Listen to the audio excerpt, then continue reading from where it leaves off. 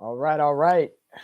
Welcome on in, everybody, to the Halos in the Infield post-game show, the ToddFox edition featuring myself, Katella Chronicles, in the house today. It was a tough day for the Angels. I know we're coming on a little bit early because the Angels had a 9:20 a.m. first pitch this morning against the Atlanta Braves. So that game wrapping on up just about 45 minutes ago. And it just did not go the way that the Angels wanted to, not one bit. The Angels fall to the Atlanta Braves today by the final of 12-5. They lose the series 2 out of 3 after picking up an important game 1 victory back on Monday by the final of 4-1. But the offense goes to sleep yesterday. The pitching was not there today for Lucas Giolito. We'll get into that in a little more in the show about his pitching performance and a little bit of everything that happened on this road trip. The Angels finished the season-long 9-game road trip by the final win-loss record of 5-4. So a game above 500, which is good, but the Angels are going to need some help today in order not to lose any more ground in the American League wild card race. But Dominic Lorenz here checking in from Katella Chronicles, filling in for the one and only Todd Fox here today on the postgame show. I know it's a little bit weird, a Wednesday day game live from the East Coast. So the postgame show, instead of being at 7, 8, 9 o'clock at night, is actually a lunchtime special here at 1 o'clock. So Todd has given me the reins, and I'm in charge for the next hour or so. Todd's at work, James is at work, Fernando's at work, everybody's at work. Luckily, I work from home, so I have the opportunity to kind of get in and get out and do what I have to do, thankfully, here on YouTube for you, the fans. But this is what we got going on. Angels lose 12-5. Atlanta is who we thought they were, the best team in baseball. They know how to hit in bunches. They know how to pitch very well. And right now the Angels continue to struggle with runners in scoring position and hitting the ball on a consistent basis. That has been a trend ever since leaving the doubleheader from the Detroit Tigers last Thursday. They struggled to score runs. They scored 5 runs in that Toronto series, and they end up only scoring 10 runs in this series against the Atlanta Braves. So that's not how you're going to get winning baseball. And coming home now to start a 7-game homestand, 4 against the Mariners, who is a division rival, someone who is chasing you and being chased in the AL wildcard race and in the division. But also the San Francisco Giants come into town at the beginning of next week, who are trying to win the NL West over the Dodgers and trying to get in the NL wildcard race as well. So a lot of teams that you got to do damage against over the next week before you have next Thursday off, and the Texas two-step beginning next Friday, 3 in Houston and then 3 in Texas. That is going to be a massive road trip for the Angels. We talked about how this road trip was going to be the most important road trip in recent years for the Angels. Well, they got through it with a 5-4 record. They squeaked out a game against Atlanta. It could have been better. They had some winnable games like Friday in Toronto, Saturday in Toronto, yesterday in Atlanta were probably the 3 big ones. But they're going to have to at least go 5-2. For sure, 5-2 on this upcoming homestand to even remotely have a chance going into that Texas two-step road trip. 6 games, 3 against Houston and 3 against the Rangers next weekend. But before we get into all of that, welcoming you guys here into the Todd Fox postgame show. Angels fall to the Atlanta Braves today by the final of 12-5. Let's go through the scoring. Let's talk about what the heck happened this morning, because some people woke up and found the Angels in a big hole early, and it was insurmountable to come out of it. 12 runs, 12 hits, 1 error for the Atlanta Braves. 5 runs, 8 hits, no errors for the Angels. It started all off in the 3rd inning, a 3-run 3rd inning after Lucas Giolito, who was on the bump today against Yanni Chirinos, who is a converted reliever into a starter for the Braves right now, while Max Fried is out and they have a couple of guys still on the injured list. Chirinos came into this game with an above 4.5 ERA. The last 2 starts, he had double-digit earned runs. And what do the Angels do? They do not hit off a pitcher who is struggling all season long. He's primarily, I said, a reliever, and when he starts, he averages giving up 6 earned runs or more in each of those games. And what do the Angels do? They struggle to only get 1 run off him in 5 innings of work today for Yonny Chirinos. So that's unacceptable right there, right off the bat. Yonny Chirinos, that should not have happened if you're the Angels. That is unconceivably to allow a pitcher who's a bullpen guy to only allow 1 run. Can't happen. So the Braves get on the board first in the bottom of the 3rd inning with a 3-run home run for Ronald Acuna Jr. He's one of the best players in baseball, the leading candidate to get NL MVP. And the Angels have kept this offense quiet all series long. You saw the home runs come yesterday, and let's remember, Atlanta's the best team in the league. They hit the most home runs in the league as well. So the home run ball, day baseball in Atlanta's Truist Park, that's a deadly combination. And the Atlanta Braves hit the cover off the ball extremely well today, and it goes into those 12 hits. So it was 3-0 Braves at the end of 3 innings. Lucas Giolito was on the bump. The first 2 innings, he did very well for himself. Not bad, but then got into some trouble, allowing the bottom of the order to get back-to-back base hits, and then Acuna hitting that 3-run home run. The Angels do get on the board in the top of the 4th inning on a Hunter Renfroe RBI single. 3-run Braves at the end of the top of the 4th inning. So the Angels trying to work their way back. Runs have been at a premium for the Angels over the last week or so. It's tough. The dog days of summer, you're at the back end of a 9-game road trip. I get it. There's going to be some tired bats, but this is just not the day to do it. But they did get a run, 3-1 going to the bottom of the 4th. But then unfortunately, in the 4th inning, the wheels fell off for Lucas Giolito. He gives up 6 runs in the 4th inning alone. A Michael Harris RBI single, scores 2, make it 5-1 Braves. Ozzie Albies hits a sacrifice fly 6-1. But then it gets worse. Austin Riley, a 2-run bomb. And then the very next pitch, Matt Olson hits his 37th home run of the year. He's now 2 behind Shohei Ohtani for the major league lead in home runs. Ohtani having 39. Ohtani did not have any home runs this series. I'd have to check back in the stats to see when was the last series Ohtani did not have a home run. And I can tell you it wasn't Toronto and it wasn't Detroit because Ohtani was the main offense in those 2 series for the Angels. But 9-1 after 4 innings. And right there, I think everybody clicked off their TVs, turned off the radio. There was no sense of giving the Angels at that point. Hunter Renfroe did ground into a force out to get a run in the 6th inning to make it 9-2. Eduardo Escobar's bat finally comes up big, even though it came in chump change time. He had a 2-run triple that scored Ohtani and Renfroe to make it 9-4. That would be as close as the Angels would get since 3-1. Travis d'Arnaud had a 2 RBI single in the 6th to make it 11-4. And then Ozzie Albies, an RBI double in the 8th to make it 12-4 to add the little cherry on top. And then some consolation prize for the Angels. Zach Neto hits a ground rule double, his 14th double of the season, scoring Eduardo Escobar to make it 12-5. That was the final today. 12 runs, 12 hits, 1 error for the Braves. I want to say Angels try to hope for a win, but it didn't happen. 12 runs, 12 hits, 1 error for the Braves. 5 runs, 8 hits, no errors for the Angels. The win goes to Chirinos. He's 5-4 on the season. The loss goes to Lucas Giolito. He's 6-8. He is now 0-2 as an Angel. We're going to dive into Lucas Giolito in just a little bit. The saving grace in this game, it was only 2 hours and 39 minutes. A great crowd at Truist Park, 36,495 in that ball game. Atlanta improves to 69-37, the best mark in baseball.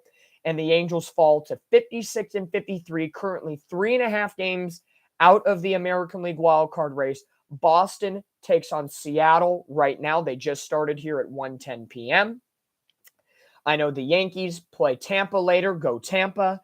And the Orioles and the Toronto Blue Jays play today and tomorrow. So the Angels need to be Orioles fans, Tampa Bay fans, and Boston Red Sox fans this afternoon. That's definitely what you need moving forward here. But yes, we're 10 minutes in here to the ToddFox post-game show taken over by me, Katella Chronicles, here today. Dominic Lorenz with you. Thank you guys for hopping along here on the post-game show. It's very early today, but we had a long afternoon yesterday with the trade deadline special and the live webcast of the Angels-Braves game. Todd and I Had a fun time doing that one with you guys, and continue coming back. If you haven't subscribed to the page yet, please do so. If you haven't followed Halos in the Infield, please do so. If you haven't followed myself, Katella Chronicles, on Twitter, Instagram, or on our website or our YouTube page, please subscribe and follow. All the followers that we get, it makes this opportunity much better. I know there's a lot of great things in the pipeline coming up, hopefully by the end of this week, if not next week, with Halos in the Infield in mind. Todd and I brought it up last night during the post-game show. We'll get you more details when that comes out. But the more you subscribe, the more you follow along, the more things you are a part of, the more things we can do in relation to Angels baseball. So keep doing that. And also check out sponsors 714 Tickets and Noble Ale Works as well. But let's get into early on. I know we're 10 minutes in, but let's do this fast because the game wasn't much to speak of. There's more forward-thinking things that I want to get to today here in the post-game show. I don't have the soundboard with me today like Todd normally has, so think of the music in your head a little bit, and we'll get into the chat as well. You know what? Let's do the chat a little bit right now, and then we'll get into the Stamos Award and the Nacho Night as well. Hayes checking in saying, how are you feeling about Giolito so far? Well, I felt pretty good after the Toronto game. I felt he pitched pretty good in Toronto last Friday. He didn't get enough run support, and he didn't get helped out by his defense. Today, there was a very small inclining in the back of my head that said today might not go the Angels' way. Giolito is a very good pitcher. He does give up the home run ball a lot. And a day game in Atlanta, who has the highest rated offense in baseball with the most home runs, probably not the best combination. And you saw that today with Acuna, Olsen, and Riley all getting home runs off Lucas Giolito, with the latter two in the fourth inning alone, which was a 6-run fourth inning for the Atlanta Braves. I think it's a situation where, again, just bad pitching, and he gives up home runs, and Atlanta is the type of offense that if one guy gets a home run, it streamlines through their entire lineup. They get stronger and stronger as the game goes on, and you saw that today. The Angels pitching did a really good job of limiting this really, really, really good Atlanta Braves team the first two games of the series. They win 4-1 on Monday and essentially shut everybody down except for a Matt Olson home run. Yesterday, they do a pretty good job through the early portion of yesterday's game. They were only trailing 2-1, but then Jacob Webb got into some problems with the 3-run seventh inning. He allowed the 8 and 9 batters to get the best of him. But overall, you hadn't been burned by Acuna that much. Olsen burned you once, and Albies and Riley, they didn't burn you that bad. Well, today in one inning, Acuna burns you with a 3-run home run. Riley gets a 2-run home run. Olsen a solo blast. Albies has multiple RBIs. We are who they thought they were, and today was the day where the Braves came out and said, we are the Braves, suck it, we're taking the series in front of our home crowd. And the Angels just played victim to that. Again, you're at the back end of a 9-game road trip. They sweep Detroit. They lose 2 out of 3 to Toronto. And then they lose 2 out of 3 to the Atlanta Braves. Not the combination that you want. The Angels do go 5-4 on this road trip, which is 1 game above 500. But as It's Your Boy says, it was a lot of inconsistencies on this road trip. So the Angels somehow, some way, because of that sweep in Detroit, they were about 4.5 games back. If Toronto loses today against the Baltimore Orioles, the Angels will still stay 3 games back in the wild card race, which means even though they lost 4 of 6 over the last 2 series, they would have still gained a game in the division or in the wild card standing. So I hate to take moral victories, and I'm not trying to be honkish right here, honk, that, oh, we're still in this. The season starts tonight and all that BS.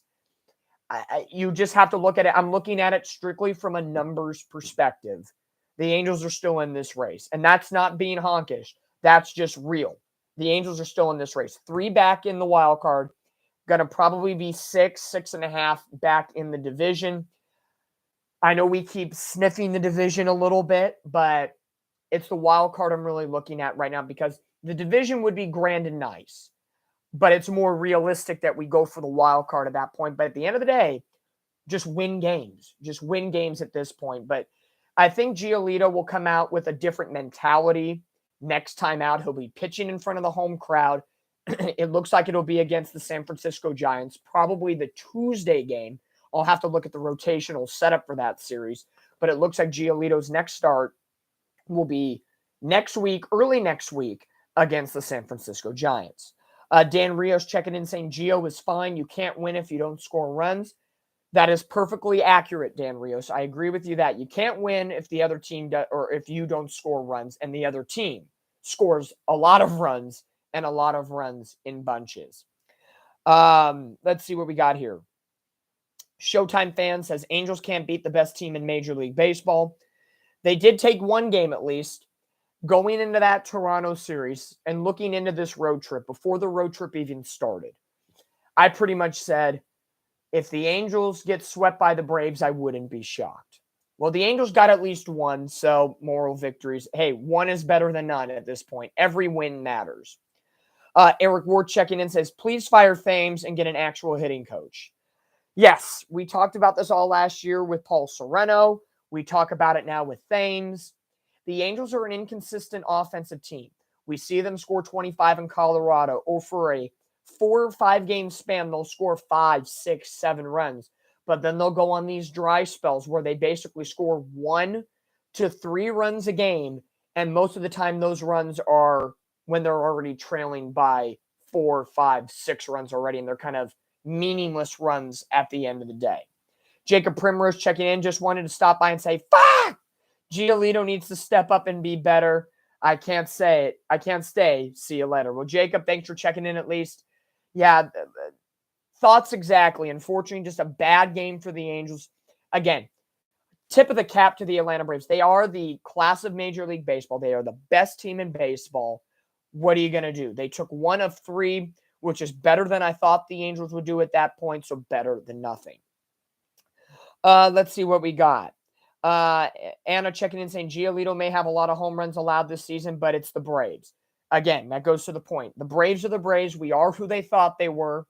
We kind of fooled around a little bit on Monday and Tuesday and not really seeing who the Braves were. We kind of kept them at bay, but they were who we thought they were today, and they hit the ball extremely well.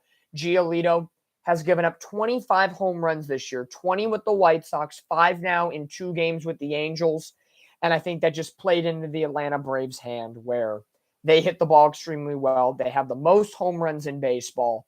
And it was just that perfect storm that did not go the Angels' way. R. Martinez checking in. Oop, where'd it go?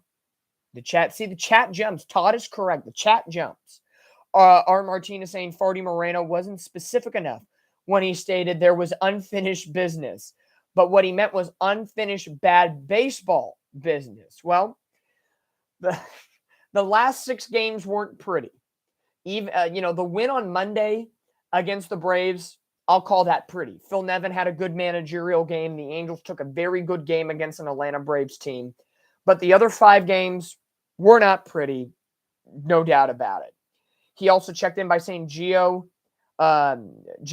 gets 2 passes, 2 strikes on him right now. Next awful outing, and he's out. Well, the Angels gave up the 2 and 3 prospects, Edgar Quero and Kai Busch, for him. Right now, Reynaldo Lopez in the bullpen has looked phenomenal. Giolito, I think he's still working out the kinks, coming over to a new franchise, quickly getting to work. I think hopefully he will settle down in front of the Angels faithful on Tuesday against the Giants. I believe that's his next scheduled start. So hopefully that works and it gets him on the right page. David Roska coming in saying the Atlanta Braves are the most dominant team in the business, 100% of the way. Grill Master comes in saying if Drury is back tomorrow, it will help our offense. Yes. Update from last night. Brandon Drury had a rehab game with the AAA Salt Lake Bees, went 2 for 3, had a single that I saw. I don't know if the second hit was the same. I think it was 2 singles in the game. And he also made a phenomenal defensive play up the middle at second base. So he looks like he's ready to come back, insert him back into the middle of the order. I think when Brandon Drury comes back, your batting order could look like this. Phil Nevin is favoring Luis Rengifo at the leadoff spot over Zach Neto, which is fine. So it'll go Rengifo, Otani, Crone, Drury, Moustakas at the 5-hole. Then you probably go Drury in the 6-hole, or you can flip Moustakas, depending if it's a righty or a lefty. And then Grichuk in the 7-hole, Theis or Wallach in the 8-hole, and Zach Neto in the 9-hole. And then you can't forget about Mickey Moniak as well. The defensive alignment's going to be interested with the Angels because you're going to have Moustakas at third, Neto at short, Drury at second, and Crone at first. Okay, so where's Luis Rengifo going to play? You could put him out in the outfield. I don't highly recommend it because you have Grichuk, Moniak, and Renfroe. So you're probably going to look at Rengifo rotating with Moustakas or Neto, depending on how his backs are. This is going to be where a situation where I don't know if I sincerely trust philosophy Nevin here on making the right decision of who plays on the right day.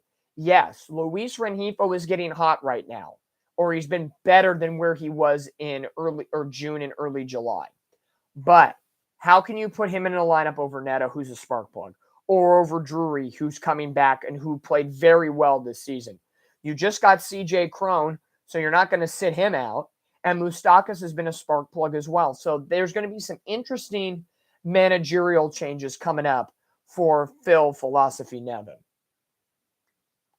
Looking more into the chat here before we get into the awards today and the Angels' 12-5 loss to the Atlanta Braves. Let's see. Thomas Chin, great topic. What do you think about the newbie center fielder Jordan Adams? Oh, how do I feel about Jordan Adams? Well, I'm proud that he made his debut. His dad was in the audience today. Good for him. Phil Nevin yesterday saying he's got to catch the ball and play defense. And what does Jordan Adams do today? Can't play defense. He overthrows the defenders on the cutoff man. He's throwing to the wrong base, which is allowing Atlanta to take an extra base and get a run. Bonehead plays in the outfield. I get you're a rookie. You're making your debut. There's a lot of jitters and there's a lot of nerves. But these are simple routine plays that you have to make. If you're here for defense, just like Squid the Cockroach is, you got to make those defensive plays. And he goes 0 for 4 with 2 strikeouts as well. Mickey Moniak needed a day off. I get it. So Adams is not going to be playing every day. Mickey Moniak will be back in the lineup. It will be Grichuk, Moniak, and Renfroe. Sorry. Yeah, I don't know. Today did not look like a day where he was better than Squid defensively. It's fundamentals. I'm a traditionalist when it comes to baseball. You need to have the fundamentals and the basics. And maybe I'll give it up to chalking it up to MLB debut nerves. He did make a great catch in center field against the wall, Jordan Adams did. So maybe I'll chalk it up to first game blues and just nerves. But those are routine fundamental plays that you better make moving forward if Jordan Adams has an opportunity to play the outfield. R. Martinez says it won't matter much when Trout comes back. Trout probably a couple weeks away. We did get news today that our fearless catcher leader, Logan O'Hoppe, should be starting a rehab assignment very, very soon. It'll probably take about 2 to 3 weeks to get him ramped up and ready to go. So expect him back. I would say, based on the Angels' schedule, my original thought was O'Hoppe would come back that homestand where the Angels take on Tampa and Cincinnati, which is August 18th through 23rd. My guess is O'Hoppe comes back when they go to the Mets, the 25th through the 30th. O'Hoppe will come back during that homestand against Tampa or Cincinnati if the rehab games go really, really, really well. Like he's not feeling any pain. He's feeling good. I think that would work. I wish he was coming back for Houston and Texas, but it's not going to happen.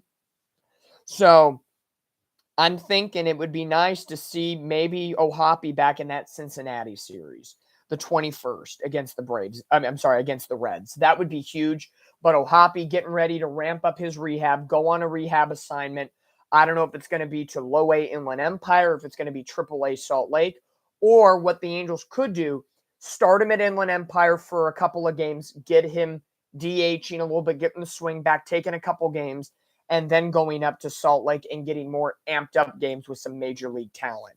I think that would be the situation at that point, which would be cool to see him here locally in SoCal. You guys could go see him, and then he goes to Salt Lake. But O'Hoppe is on the mend. He's coming back. Mike Trout had some dry swings with the bat in Atlanta this week, and he was feeling better, and he did not feel sore. So hopefully O'Hoppe and Trout can essentially come back around the same time. Let's see what it goes. Adrian checking in saying the Angels offseason need to pick up the next series and build from that. Starting pitching has been decent until today. Gotta limit the damage. Absolutely. Like I said, I don't have the soundboard, but if I had the soundboard, the season starts tonight, says Roger Lodge. Yes, the season, it started back when Michael Stefanik and Gwen Stefani were in the house, and we walked off against the New York Yankees. The Angels swept the Yankees when that happened. Maybe Gwen Stefani wants to come back this week, and that would be great because the Angels do very well when Gwen Stefani's in the house. But the offense needs to get it going. Seattle's coming to town. Ohtani's pitching game 1. The Angels definitely have to get off to a winning way tomorrow against the Mariners. But before we get into more future things, let's get into the awards today. We're going to start off with the Stamos Award. Pretend I'm singing the Fuller House music. Everywhere you look, da-na-na-na-na. Here we go. The Golden Stamos Award today, we're going to keep it simple. 1 Golden Stamos, 1 Nacho Night, and the Golden Stamos goes to Ronald Acuna Jr. 3 for 4 with 3 RBIs and 4 runs scored and a walk. He got the scoring started today with a 3-run home run off Lucas Giolito in the bottom of the 3rd inning, and that pretty much kick-started the Atlanta Braves' 12-run, 12-hit barrage this morning against the Halos. So Ronald Acuna Jr. now batting .335 this season, an OPS at 1,002. Clear front runner for the National League MVP award. How can you hate the Atlanta Braves? They are one of the best run organizations in baseball. They are the best team in baseball. They are the best home run hitting team in baseball. Their pitching is legit. They are perennial World Series contenders, and they are now 69 and 37. And there's no player really on the Atlanta Braves that I dislike. So, if I had a team in the National League that I root for, it's the Atlanta Braves. The Nacho Night Award, get your nachos out, your Paul Serrano nachos with the beans, with the guacamole, and with the sour cream. And the winner today is Lucas Giolito. Unfortunately, it's going to be his first Nacho Night Award for the Halos. Rough start. 3 2/3 innings. He allows 9 earned on 8 hits, 3 walks, 2 strikeouts, 3 home runs, and his ERA elevates to 4.36. So, Giolito's most earned runs he's given up in a game since 2018. Not the best way that you want to kick things off in your second outing against the Atlanta Braves for the Angels. But again, he gives up home runs. It's day baseball in hot Atlanta against the best home run hitting team in baseball. Probably not the start I would have given him. I maybe would have pushed him to tomorrow. But again, with Canning being pulled from the start and now going to the injured list and Silseth having to come in, it would have been apropos if it was Canning, Sandoval, Silseth this series, and then Ohtani, Giolito Thursday, Friday against Seattle. But with Canning going down, that opportunity, unfortunately, did not arise itself, unfortunately. So Giolito hopefully can pick things back up in his next start early next week against the San Francisco Giants. But the Golden Stamos Award goes to Ronald Acuna Jr., a 3 for 4, 3 RBI, 4 runs scored, home run performance. And unfortunately, Lucas Giolito gets the Nacho Night. 9 earned runs on 8 hits and 3 home runs in just 3 2/3 innings of work. Looking up and down the box score today for the Angels, the only multi-hit game was Shohei Ohtani. He went 2 for 3. He's now batting .307 this year. Hunter Renfroe had 2 RBIs. Eduardo Escobar had 2 RBIs. Zach Neto had the other RBI as well. And I will give a little bit of love to Jaime Barria out of the bullpen. The reason being, he essentially saved this Angels bullpen from getting overworked before coming home for a 7-game homestand. Berea goes 4 1/3 innings. Yes, he gives up 3 runs. He does get 2 strikeouts. He did walk 3, but his 4 1/3 innings allowed the rest of the Angels bullpen to relax, and essentially starting tomorrow, the season starts tomorrow, as our one and only Roger Lodge once said. Ohtani's pitching against Brandon Wu for the Seattle Mariners. The bullpen is going to be fresh. Everybody is going to be fresh. Berea will be the only guy that is not fresh, and that's fine. He gave us 4 1/3 innings today. So essentially, the bullpen should be relatively fresh tomorrow and Friday, because you're not going to unload your bullpen tomorrow against the Mariners. So Estevez should be free. Moore should be free. Loop should be free. Lopez should be free. And the Angels should be doing whatever they can to get back in the win column tomorrow and start the homestand off right. Because as Alex put in the chat, he is 100% correct. At minimum, because I want to see the Estevez chop, the Angels need to go 5-2 on this upcoming homestand. If the Angels go 5-2, that would put them at 61-55. That puts them 6 games above 500 before an off day next Thursday, and you embark on the Texas two-step, 3 in Houston and 3 in Texas. So that's what the outlook like. I got to give love, like I said, to Jaime Berea. Even though his outing was fine, he pitched better than Giolito. He essentially saved the bullpen in desperation time at the end of the day on the 9th game of a 9-game road trip. Taking a look at some other comments right now. R. Martinez, this time of desperation is how and when injuries occur, players will press hard, resulting in major injuries.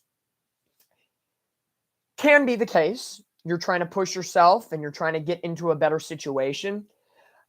The injury bug has always been in the back of our minds as Angel fans in recent years. Mike Trout, this year, Tony 60 Day, Anthony Rendon consistently, Brandon Drury this year, Joe Adell now, Zach Neto on and off of the injured list, Logan O'Hoppe. It's been one of those seasons where when the Angels have injuries, it's to major key players. And sometimes they're freak injuries and sometimes they're legit injuries. But you never wish injury upon anybody. And hopefully this push that the Angels are going for right now, they need to go and get the job done and get as healthy as possible at the same time. MT checking in saying, no, the Angels need to sweep. That's the message the Angels need right now. Normal, soft approach, F. Nevin. I'm on board for it. Let's go 4 out of 4 against the Mariners. Let's go sweep them out of Anaheim. They're a team that essentially is right behind you right now. And I'll look at some updated scores because a lot of afternoon baseball here. Top of the 8th inning, Astros leading the Guardians 3-2. No score between the Red Sox and Mariners in the bottom of the 2nd in Seattle. Tampa Bay takes on the Yankees at 4:05 Pacific time, while the Orioles and Blue Jays will kick off at 4:07 Pacific Standard Time. So right now, in my opinion, go Red Sox, go beat the Mariners, go Tampa, beat the Yankees, and go Orioles, go beat Toronto. If those 3 things can happen today, the Angels still are only 3 games back of a wild card slot going into tomorrow's homestand opener against the Seattle Mariners. And taking a look, I know Anna put it in the chat, but let's take a look at the upcoming homestand and some of the pitching matchups and what we should expect from the Angels, because the Angels lose the last 2 against the Braves. They're an interleague matchup. You got to put that behind you at this point and go win some games. Game 1, Shohei Ohtani against Wu. Ohtani needs to win that game. He needs to come out, pitch like he did against Detroit. No, am I asking for another complete game shutout? No, but give us 6+ innings, 7 innings of work. We need a good outing from Shohei Ohtani tomorrow. Then you have Reed Detmers on Friday against Luis Castillo, whose ERA is below 3. The Angels have hit off Castillo before. They're going to need to do it again on Friday. Saturday Night Baseball at the Big A, you got Tyler Anderson against George Kirby. That's going to be a good matchup. Tyler Anderson has been pitching better of late, hoping for the best and continue on a good positive trek. And then Sunday afternoon baseball, Chase Silseth will be on the mound against Bryce Miller for the Seattle Mariners. So it's Ohtani, Detmers, Anderson, Silseth against Wu, Castillo, Kirby, and Miller. So the Angels avoid seeing Logan Gilbert this time around. Let's see. What do we think about that? Tell me right now in the chat. What do you guys think about those pitching matchups over the next 4 games for the Angels? Bare minimum. Bare minimum. The Angels need to take 3 of 4 from the Seattle Mariners. A sweep would be joyous. 3 out of 4 is bare minimum. Anything less, we're going to have a problem because as Alex put in the chat already, the Angels need to go at minimum 5-2 on this homestand. Bare minimum to even keep pace and to keep being in the conversation because guess what? You want to stack up these wins before the Texas two-step in Houston and Texas the following week, where it looks like, and let's go a little bit deeper into this. Monday against the Giants, Patrick Sandoval against Alex Wood. Tuesday, Giolito against Webb. And then Wednesday, Ohtani against TBD for the Giants. So essentially, Shohei Ohtani is going to bookend this homestand. The first game against the Mariners and the last game against San Francisco. So that means that Texas two-step, that series against Houston, it looks like it'll be Detmers, Anderson, and Silseth with Sandoval, Giolito, and Ohtani in that Texas series. So we'll see how it all goes down at the end of the day. All we can focus on, really, I know this is going to come off honkish, but it's the truth. Angels are 3 games above 500. If they get a little help today, they'll only be 3 games out of the wild card slot. It's cliche, but it's true.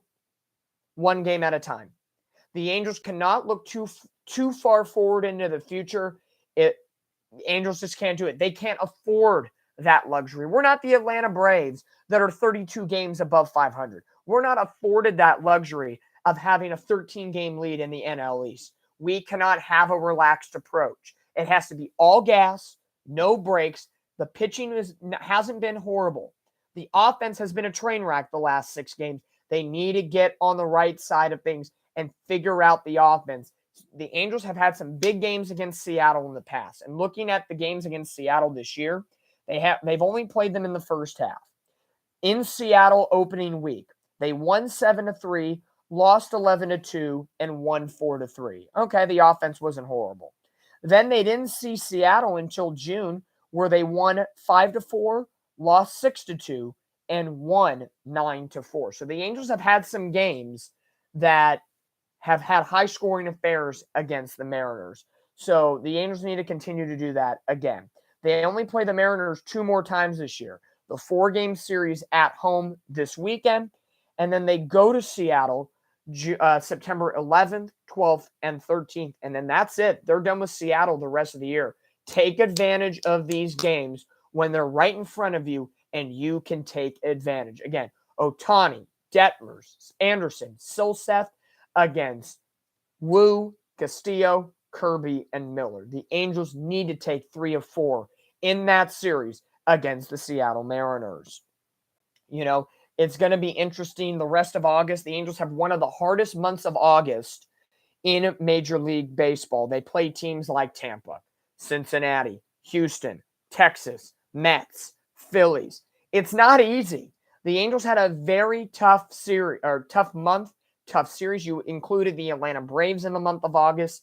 It's not easy. The Angels have a lot of work to do when it comes to winning these games, and they're going to have to put their big boy hats on right now. It just is what it is at that point. You want to make it to the big dance and make it to the postseason. You have to win games against teams that are playoff contenders, above 500, and you need to make them pay for it. 3 out of 4 against Seattle is the bare minimum. San Francisco's been a good team. You can take 2 of 3 from that series. You got to find a way. I don't care how. If it's offense, if it's pitching, I don't care at this point if the Angels win 1-0. The offense has to get right, but at the same time, they just got to win at the end of the day. Looking at the good old Twitterverse, or AKA the X-verse now, according to Jeff Fletcher of the Orange County Register, he talked to Jordan Adams, and he feels there was some nerves going into today's game, so that maybe contributed to the poor defensive showing from Jordan Adams today. Looking as well with some other things in mind for the Angels. It was just revealed 30 minutes ago that Shohei Ohtani, yes, cue the Valley Sports music. Dun-dun-dun-dun-dun. Dun-dun-dun-dun-dun. Bum, bum, bum, bum, bum, bum, bum. Valley Sports music. Shohei Ohtani has just been named the American League Player of the Month. 9 home runs, a 1.152 OPS. He had 29 strikeouts. He had his first career complete game shutout with the Angels. Shohei Ohtani is the American League Player of the Month for July, and he is joined with former Dodger, now Cub, Cody Bellinger, who was the National League Player of the Month for the month of July. So cheers to Shohei Ohtani. Cue up the Valley Sports music as Shohei Ohtani is the Major League Baseball's American League Player of the Month for the month of July. That news just broke 30 minutes ago, according to MLB Network. R. Martinez checking in here to the postgame show.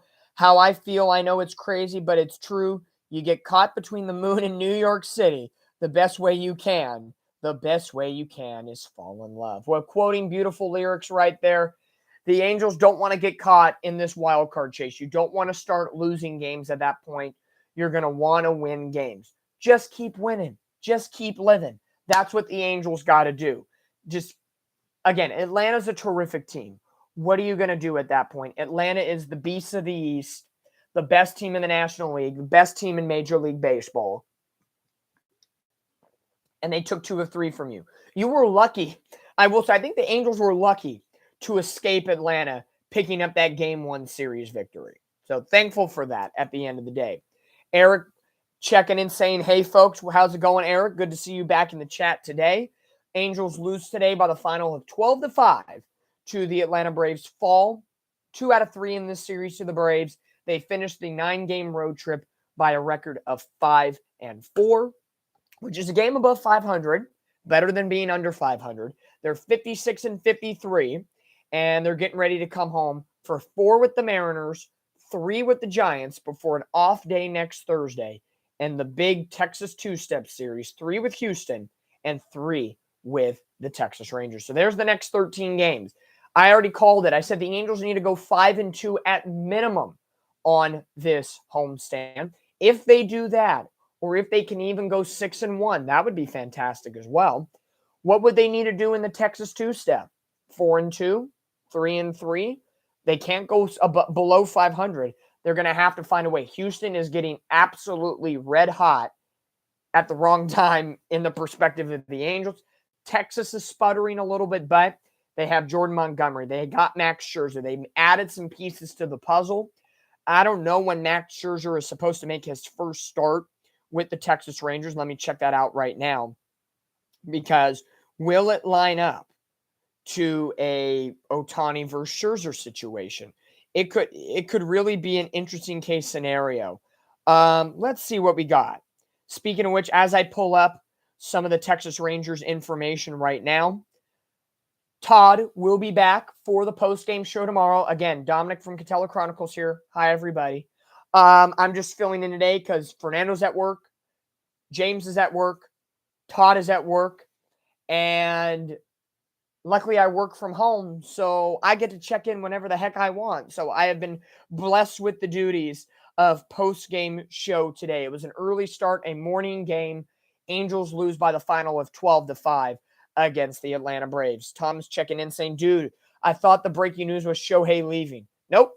Trade deadline was yesterday. He ain't leaving. He is all in. The Angels are all in. They made their trades. They got to find a way. Right now, the Angels are 0-2 since the trade deadline, and they're coming home to take on Seattle, and they need to take advantage of the Seattle Mariners. No doubt about it. Take advantage as much as you can.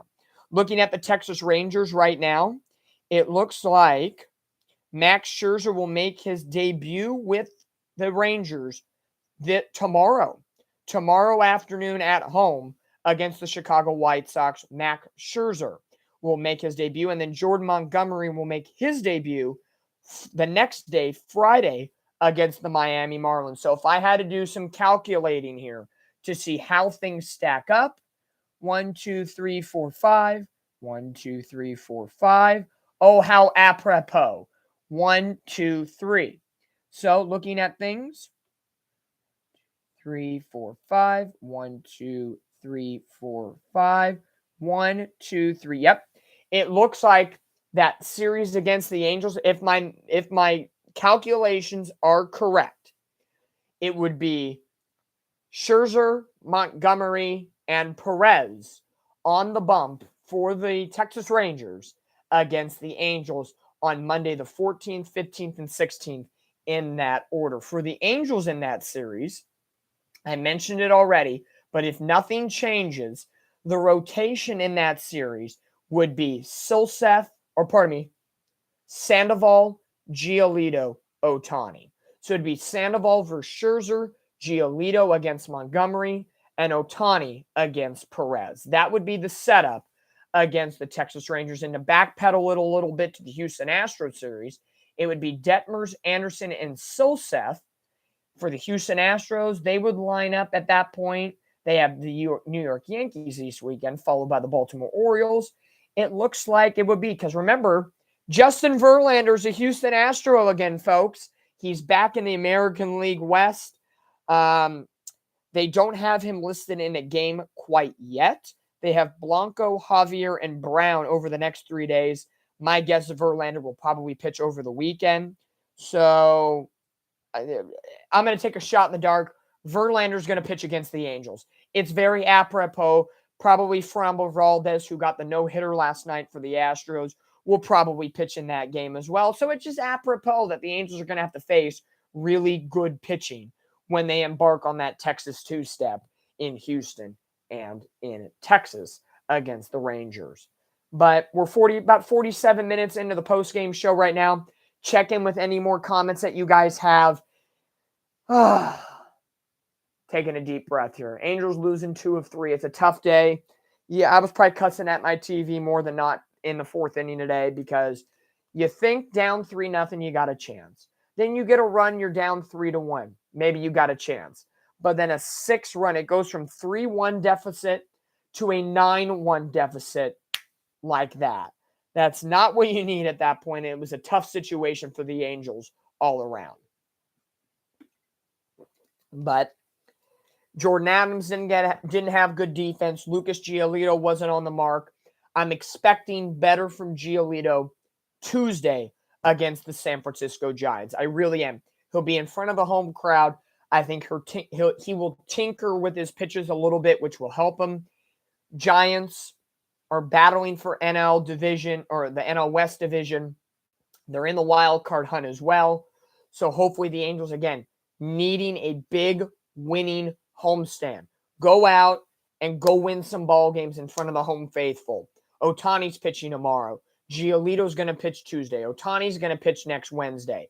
This is the time where the Angels need to take advantage of who's on the bump and get in and win against teams that are either chasing or in playoff contention. The rest of August is hard.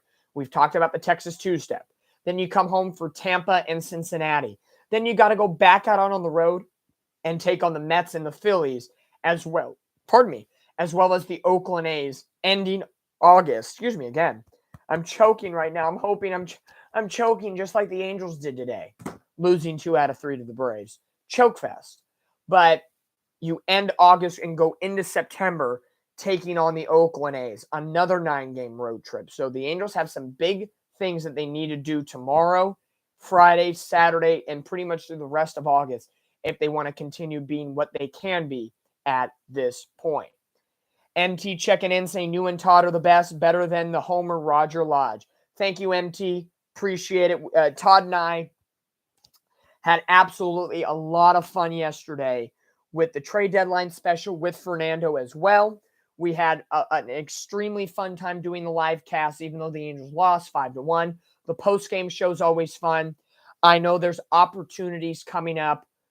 Todd is working with a group of people that can expand Halos in the Infield to an even bigger and better audience. You guys are awesome. Everybody that subscribes to Halos in the Infield are great people. But to expand out to a bigger demographic along with you guys is even better. And we're looking to do more live casts. We're looking to do more of that Eli Peyton Manning cast that they do on Monday Night Football. You know, there's a company that we're working for. Don't want to give too much away. We talked about it on the post-game show last night that likes the live casts, the pre-game shows, the post-game shows, and the stuff that we do here on YouTube. And they want to expand on that. So if you guys subscribe here to the YouTube channel, you subscribe to Katella Chronicles, my YouTube channel as well, and that's Katella Chronicles. If you haven't already yet, please go to Katella Chronicles on YouTube, hit the subscribe button because that helps everybody out because Katella Chronicles is under the Halos in the Infield umbrella, so the more likes and subscribes that we get, that boosts the numbers up. I know Halos in the Infield has reached over 4,000 followers on Instagram. That is fantastic. Halos in the Infield has Katella Chronicles. We're in the 600 to almost 700 followers range on Instagram, getting close to 400 followers on Twitter. Again, Halos in the Infield started way before us. We're coming in on this thing a little bit later. But still, if you haven't or if you have friends, pass the name along. Halos in the Infield and Katella Chronicles go together. So if you follow one, please follow the other. It is a great thing to have both contents on your timelines. If it's Twitter or if it's Instagram, please do it right now. But 714 Tickets has been a huge sponsor this year. Noble Aleworks has been a huge sponsor. And last night after the post-game show, Todd and I were talking about, let's do another live outing. Is it maybe another tailgate at Under the A? Is it maybe doing a live event at Noble Aleworks? We're deciding that right now to see how we want to do it. But you guys balled out and you guys came out to the tailgate on July 1st. If we do another tailgate, that will be fun. If you come out to Noble Aleworks and support Noble Aleworks, buy a couple beers. If you're not into beer, try the food trucks. Just even come to support Noble Aleworks and watch a game from there. That would be amazing as well. But keep it tuned to Halos in the Infield social media because we're discussing on doing another live in-person event. We're trying to streamline the details a little bit here, but we want you guys to be there to come on out and support.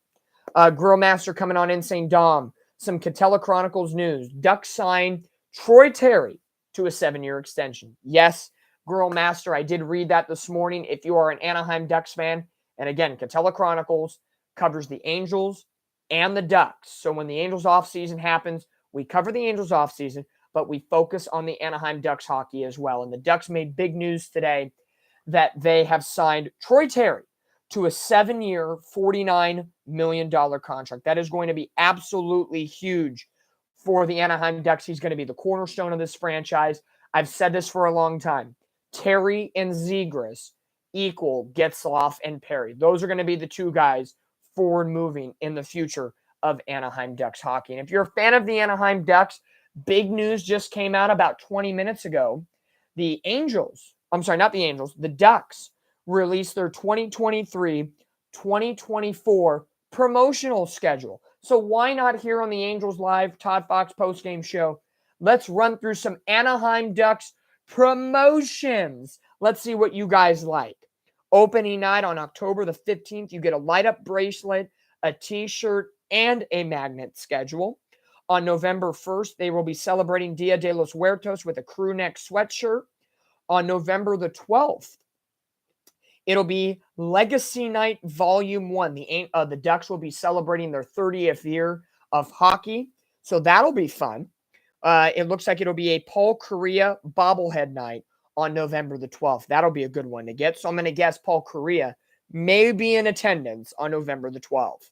March the 19th, a featured item, 30th anniversary blanket night against the Minnesota Wild. And then April the 12th, a prize scratcher fan appreciation day against the Calgary Flames. Those are just the highlighted items, but let's see what else. I like it when they have bullet points. It's easier for me to read, but it's more in paragraph format, so work with me here, fans. December 21st, Wild Wing Holiday Beanie giveaway on December the 21st. A Mighty Ducks button-up t-shirt on January 31st. A duffel bag giveaway on March the 6th. I already mentioned the blanket giveaway on March 19th. They're going to have Military Appreciation Night on November the 1st. They're going to have, let's see, Dia de los Muertos on the 1st. Military Appreciation Night will be November the 10th. And there's a hat giveaway that night as well.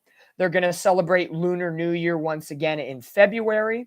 They're going to have one of many legacy nights. Again, the Ducks will be celebrating their 30th year of hockey in Anaheim.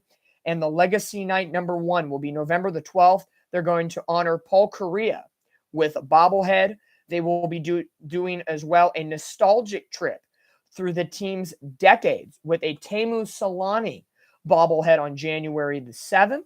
And then you're also getting a Mason McTavish bobblehead on April the 5th. So a couple of bobbleheads, a couple giveaways. There's just a preview of what the Ducks have coming up in their promotional schedule for the 2023-2024 season. R. Martinez, the Anaheim Ducks wanted to adopt the Los Angeles moniker. Could they legally like the Angels? Hell no. Hell to the no. The Ducks will always be the Anaheim Ducks. To me, the Angels should still be the Anaheim Angels, but because Arturo Dumbass Moreno wanted the LA market to come his way, he changed it to Los Angeles Angels. Stupid, stupid, stupid. The Ducks owners, Henry and Susan Samueli, are too smart of people to go down the Artie Moreno rabbit hole and even associate themselves with the city of Los Angeles. Not to get a little crazy there, R. Martinez. We love you, buddy. But Ducks and LA do not go together. Leave that to the Kings territory. Christopher coming in saying Troy Terry and Trevor Zegras are one of my favorite players on the Ducks. Absolutely. They are going to be the cornerstones of this franchise moving forward. Like I said, Zegras and Terry are going to be this generation's Getzlaf and Perry. Book it now. And with Terry getting a 7-year deal, I feel Trevor Zegras is going to get his deal very, very soon. But just saying, that's a little Ducks talk. I know this is the ToddFox Angels postgame show, but with the Angels losing 12-5, we had to shuffle it up a little bit and always bring in a little bit of Ducks hockey with news today here from Dominic Lorenz of Katella Chronicles. But we're approaching the hour mark here. I think we've pretty much hit enough of what we can talk about here with the Halos in the Infield ToddFox postgame show. I want to remind you, tomorrow, 7-game homestand begins. 4 with the Mariners, 3 with the San Francisco Giants. Shohei Ohtani, dun-dun-dun-dun-dun, is on the bump tomorrow. Shohei Ohtani against Wu for game 1 of the 4-game series. The Angels need to go 5-2 on this homestand to really keep pace in not only the AL wildcard race, but the division as well. The Angels could sniff the division, and as Girlmaster just put in, the Houston Astros have just defeated the Cleveland Guardians. I'll do one more scoreboard recap before we exit things here on the postgame show today. Right now, Boston is helping out the Angels. They lead the Mariners by the score of 2-0. And the final score was Astros 3, Guardians 2. For some other scores, just food for thought, Tigers beat the Pirates 6-3. Nationals walk off on the Brewers 3-2. Padres lead the Rockies 4-1 in the 6th. And as mentioned, the Red Sox lead the Mariners 2-0 in the bottom of the 3rd. Tampa Bay is in New York tonight, and the Blue Jays are hosting the Baltimore Orioles. So go Baltimore, go Tampa, and food for thought as well. This weekend, starting tomorrow, while the Angels are playing the Mariners, the Astros are in New York. So technically speaking, when it comes to the wild card race, as I look here, the Houston Astros may help us a little bit by beating the Yankees and pushing them farther and farther down the wild card race. The Orioles are are at home taking on the Mets. But the big series to look at this weekend, I think it's just a 3-game series. So they don't play tomorrow, but they begin a 3-game series over the weekend at Fenway Park. The Blue Jays are at the Red Sox. So if the Red Sox win today and the Blue Jays lose, the Red Sox are only a half game out of the wild card race. So really, we're looking at a potential series where if the Angels win, maybe one day you need the Blue Jays to win, and then the next day you need the Red Sox to win. You might need a scoreboard watch a little bit, but it's a situation where the Angels don't play the Blue Jays anymore. They don't play the Red Sox anymore. They don't play the Yankees anymore. So if we need those teams to lose, we might need a little help from whoever's playing them. We might need a little help from our friends. But all the Angels can control at this point is getting a W. They need to focus on winning. They can't really focus on what anybody else is doing. And I know I'm being an oxymoron on that sense because I'm talking about, oh, well, if Toronto beats this and Yankees beat this or Astros win this.